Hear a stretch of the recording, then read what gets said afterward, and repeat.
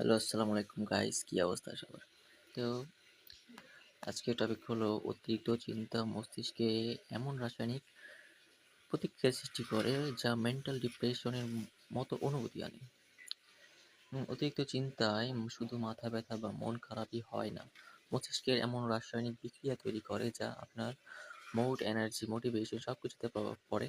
অনেক সময় এই ওভারথিংকিং ধীরে ধীরে মেন্টাল ডিপ্রেশন, দুশ্চিন্তা, একাকিত্ব আর হতাশার মতো অনুভূতি আনতে পারে। যখন মাথায় একটার পর একটা হাজারটা ভাবনা ঘুরতে থাকে তখন মস্তিষ্ক অ্যালার্ম মোড এ চলে যায়। হার্টবিট বাড়ে, মন অস্থির হয়, ঘুম কম হয়ে যায়, মনোযোগ নষ্ট হয়। তাই নিজেকে দোষ না দিয়ে বুঝতে হবে মানসিক চাপের স্বাভাবিক প্রক্রিয়া।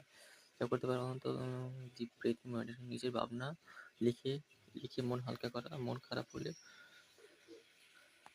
এই অনুভূতিগুলো মোকাবিলা করা সম্পূর্ণ সম্ভব। এই সময় গুরুত্বপূর্ণ, এটাই করা উচিত।